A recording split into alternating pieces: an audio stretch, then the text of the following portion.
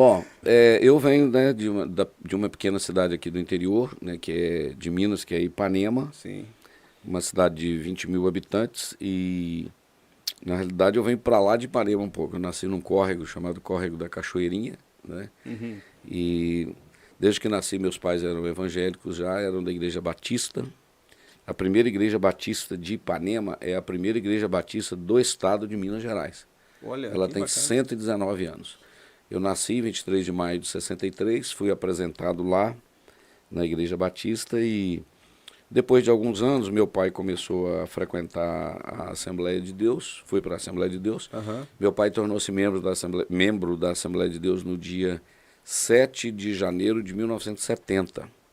Eu tinha 7 anos aproximadamente. Eu fui com meu pai para a Assembleia, mas fui criado na escola dominical na Igreja Batista. Aham. E aí, com os 13 anos de idade, eu fui batizado nas águas, já na Assembleia. Antes de completar 14, Jesus me batizou com o Espírito Santo e comecei a aprender a tocar violão, lá na roça ainda que nós morávamos, e vínhamos para a cidade, para os cultos de bicicleta ou de charrete. E comecei a ajudar. E depois casei muito jovem, ainda já com 16, 17 anos já dava aula na escola bíblica dominical, na Assembleia. Aham. Me casei, eu tinha 18 anos e 5 meses, né? Bem jovem ainda. Bem jovem.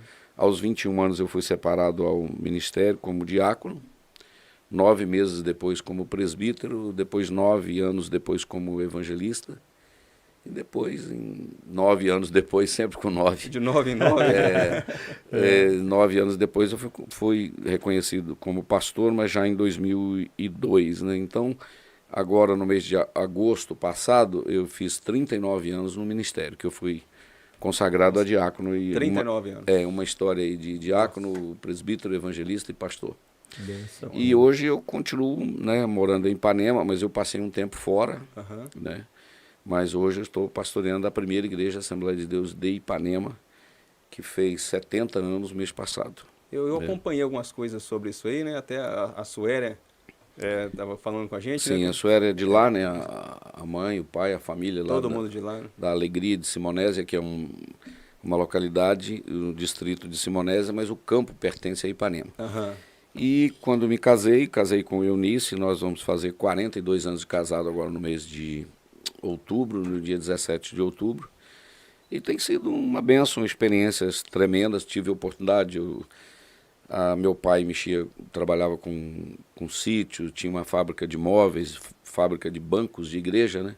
Sim. E Assim, eu tive a oportunidade de trabalhar com meu pai e tudo. Depois eu tive supermercado, tive vidraçaria, então tive a oportunidade de Empreender, você foi um empreender empresário. de um empresário. Mas quando chegou no ano 2000, outubro de 2000, eu estava pregando aqui em Fabriciano, e naquela manhã quem ia pregar era o pastor Marco Feliciano. Eu me lembro como se fosse hoje, há 23 anos atrás aproximadamente, e naquela manhã Deus me deu o sinal que eu precisava, que eu queria. Já estava 16 anos no ministério, mas trabalhando para mim e para Jesus, né? Aham. E eu tinha muita vontade de deixar todo o meu trabalho material e me dedicar só ao ministério.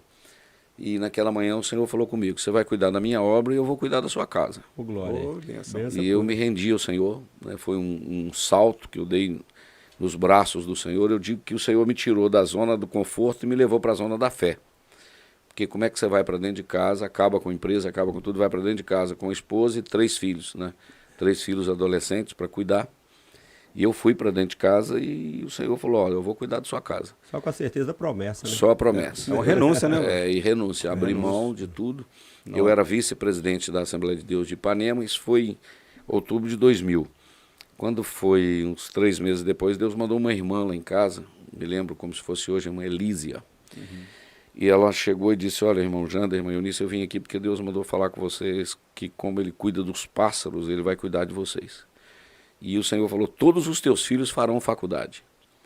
E eu dentro de casa, sem salário, e Deus falando que todos os meus filhos fariam faculdade. A benção pura. Que Ele Aquela estaria fé cuidando. mesmo, e né? aí foi eu já pregava, né, mas não me dedicava tanto. E a partir daí, de janeiro de 2001, eu fui para os Estados Unidos, em maio de 2001, morei um tempo nos Estados Unidos, Sim. ajudando uma igreja lá no estado da Virgínia, na cidade de Richmond, na Virgínia. Fiquei um tempinho lá ajudando uma igreja, eu e a minha esposa, e voltamos para o Brasil. Aí, em seguida, em novembro, eu fui para Venezuela, fiquei com o missionário Chiquinho, que é um missionário enviado por Ipatinga. Fiquei um tempinho com ele lá.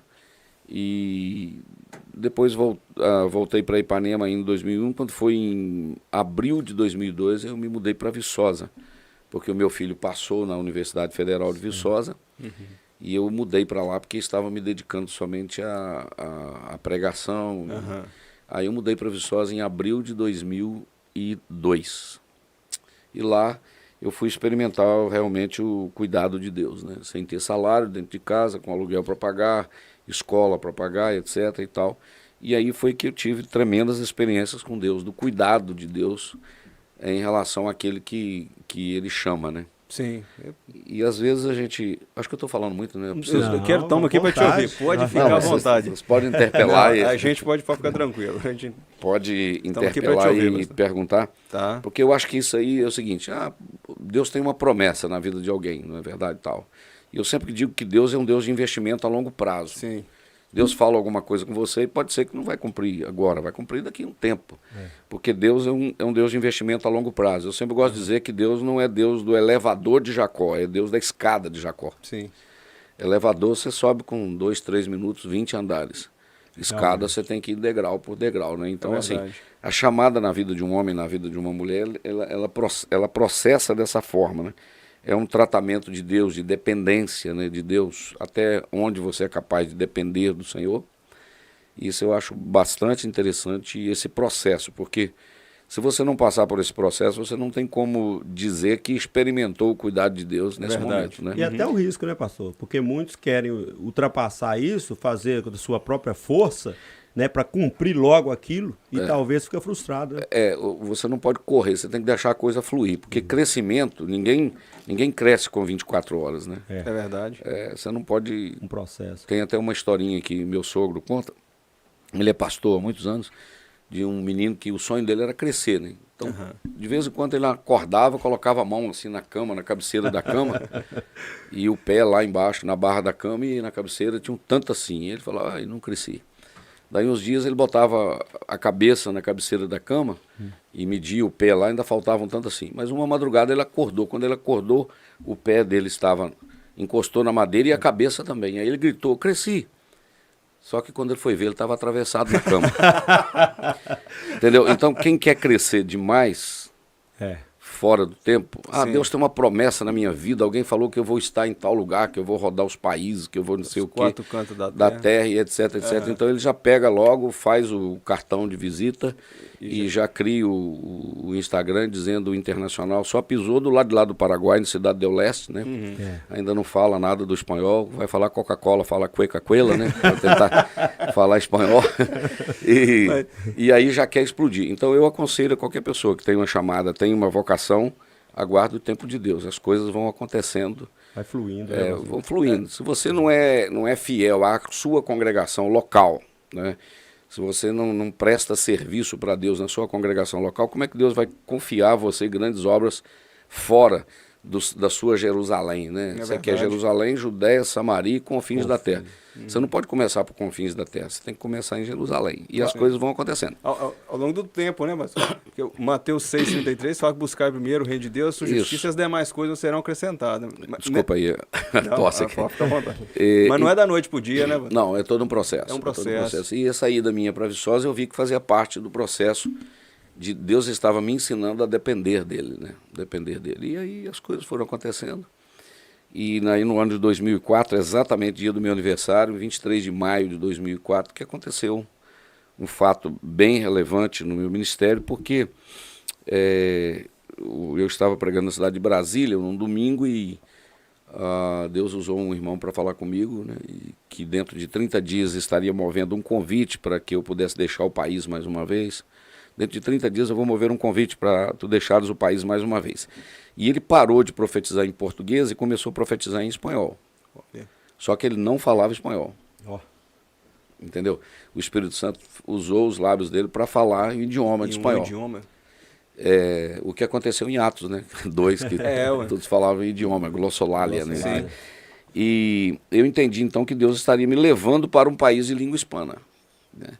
Para mim não era novidade, porque no período que eu morei nos Estados Unidos, num domingo eu preguei numa igreja brasileira que não tinha tradutor naquela noite, entendeu? Não tinha tradutor. E eu preguei em português. Quando eu terminei de pregar, fiz o apelo, uma moça veio à frente aceitando Jesus como Salvador. Uma moça loira, alta, o nome dela é Ana, ou Ana. Ela falava russo e falava inglês. Ela era da Rússia e morava nos Estados Unidos. Ela falava russo e inglês. E eu preguei em português, fiz o apelo e ela veio na frente chorando, aceitando Jesus.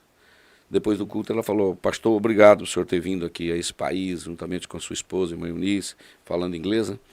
Muito obrigado. E eu quero dizer para o senhor que enquanto o senhor pregava em português, eu entendia o que o senhor pregava.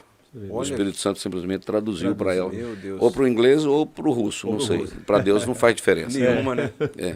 E ela aceitou Jesus e veio a se batizar, batizou nas águas e tal. Então, nossa, que experiência. aí quando o irmão falou em espanhol, eu entendi que Deus estaria me levando para um país de língua hispana. Sim. E eu fui para Viçosa e dias depois eu recebi no meu e-mail um convite, que esse convite dizia assim, carta de invitação.